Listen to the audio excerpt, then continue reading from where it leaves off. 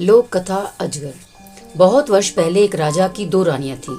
बड़ी रानी शोभा बहुत अच्छे स्वभाव की दयावान स्त्री थी। छोटी रानी रूपा बड़ी कठोर और दुष्ट थी। बड़ी रानी शोभा के एक पुत्री थी, नाम था देवी। रानी रूपा के भी एक बेटी थी, नाम था तारा। रानी रूपा बड़ी चालाक और महत्वाकांक्षी स्त्री थी। वह चाहती थी कि राज्य की सत्ता उसके हाथ में रहे।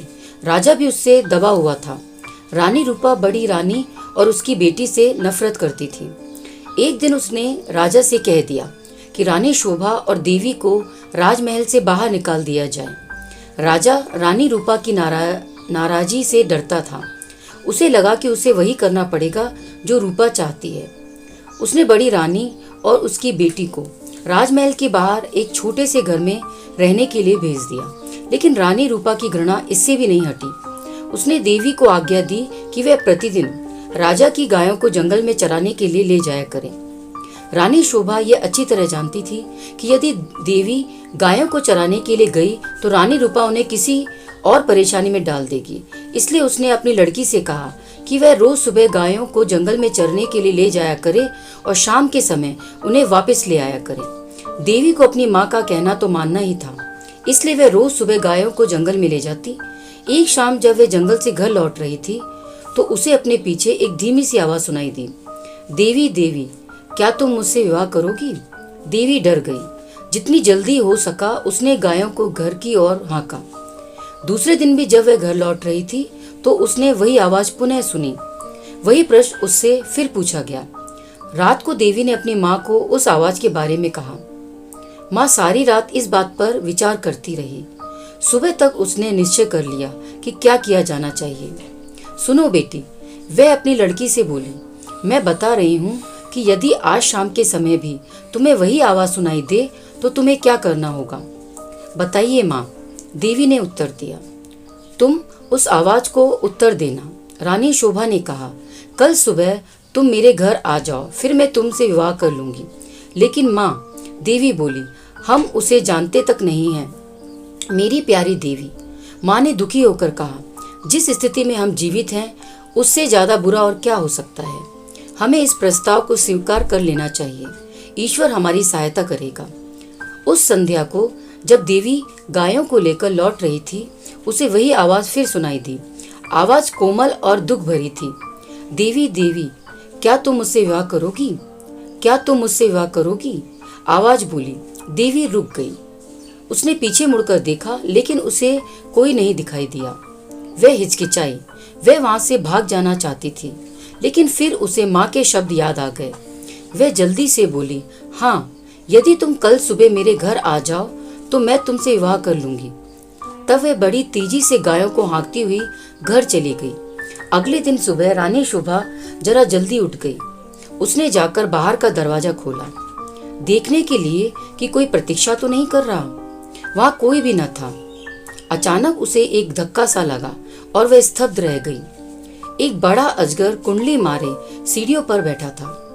रानी शोभा सहायता के लिए चिल्लाई।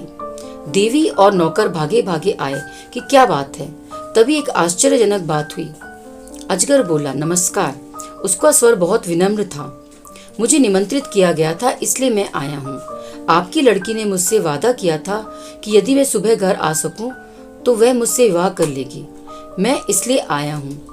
रानी शोभा की समझ में नहीं आ रहा था कि वह करे तो क्या करे। उसे तो यही आशा थी कि किसी दिन कोई सुंदर नौजवान उसकी लड़की से विवाह करने आएगा। उसने यह कभी नहीं सोचा था कि वह अजगर होगा। एक नौकर भागकर रानी रूपा के पास गया और उसने सारी घटना बतला दी। रानी यह सुनकर प्रसन्न हुई। वह उसी समय अपने नौकरों के साथ रानी शोभा के घर गई। यदि राजकुमारी देवी ने किसी के साथ विवाह का वादा किया है, वह बोली, तो उसे अपना वादा अवश्य निभाना चाहिए। रानी होने के कारण यह देखना मेरा कर्तव्य है कि वह अपना वादा पूरा करें। उसी दिन विवाह हो गया। रानी शोभा और देवी के लिए यह कोई प्रसन्नता का समय नहीं था, लेकिन इतने दुर्भाग्य सहने के बाद वे किसी प्रकार की विपत्ति का सामना करने को तैयार थे। विवाह के पश्चात अजगर अपनी पत्नी के साथ उसके कमरे में गया। सारी रात रानी शोभा ने प्रार्थना करते हुए बिताई कि उसकी बच्ची ठीक ठाक रहे। दूसरे दिन बड़े सवेरे उसने देवी के कमरे का दरवाजा खटखटाया। एक सुंदर नवयुवक ने दरवाजा खोला। देवी उसके पीछे खड़ी थी। मैं आपको कह नहीं सकता कि मेरी जान बचाने के लिए मैं आपका और देवी का कितना आभारी हूँ, वह नवयुवक बोला। मैं एक शाप के कारण अजगर बन गया था। एक वन देवता मुझसे क्रुद्ध थे और उन्होंने मुझे अजगर बना दिया। बाद में उन्हें अपनी करनी पर दुख हुआ। तब उन्होंने कहा कि यदि कोई राजकुमारी मुझसे विवाह कर लेगी तो मैं फिर से मनुष्य बन जाऊंगा, और अब देवी ने मुझसे विवाह कर लिया है। मेरा शाप उतर गया है। अब मैं फिर कभी अजगर नहीं बनूंगा। रानी शोभा बहुत प्रसन्न हुई। वह अपनी लड़की और दामाद को राजा से मिलाने के लिए ले गई। यह बड़ी विचित्र घटना थी। चारों ओर से लोग इस विचित्र नवयुवक को देखने राजमहल में आने लगे। सभी उत्सुक थे सिवाय रानी रूपा के। रानी रूपा बहुत गुस्से में थी। उसने झल्लाते और खींचते हुए अपने आप को कमरे में बंद कर लिया। देवी का भाग्य उससे देखा नहीं जा रहा था। वह चाहती थी कि उसकी बेटी तारा भी ऐसी भाग्यशाली बने। आखिरकार उसे एक युक्ति सूझी। उसने अपनी लड़की को बुलाया। देवी का विवाह तो अब हो गया, वह बोली, इसलिए गायों को जंगल में चराने के लिए तुम ले जाया करो। नहीं, तारा चीख कर बोली, इतने नौकर हैं तो फिर मैं क्यों गाय चराने जाऊं? यह मेरी आज्ञा है। रानी क्रुद्ध होकर बोली, एक बात और भी सुनो, यदि जंगल में कोई तुमसे विवाह का प्रस्ताव करे तो तत्काल कह देना कि तुम विवाह के लिए राजी हो। यदि वह अगले दिन सुबह तुम्हारे घर आए। तारा माँ की इस योजना से भयभीत हो गई। वह गायों को जंगल में नहीं ले जाना चाहती थी। वह खूब रोई, लेकिन रानी फिर भी नहीं पिघली। तारा को उसकी आज्ञा माननी पड़ी। तारा रोज सुबह गायों को जंगल में चराने के लिए ले जाती और फिर शाम के समय वापस ले आती।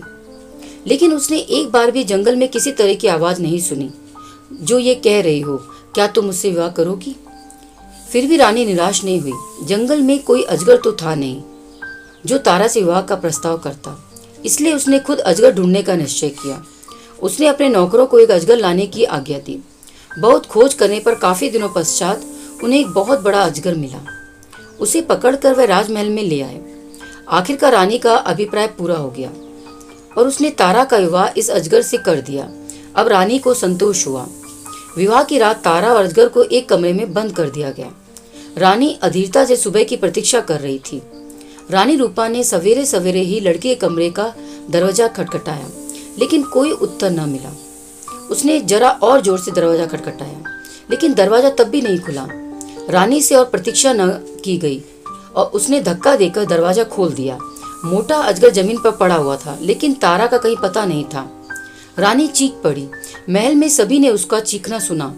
राजा और नौकर भागे आए कि क्या बात है, राजकुमारी कहाँ है? सब चिल्लाए। वह तो अजगर के पेट में होगी।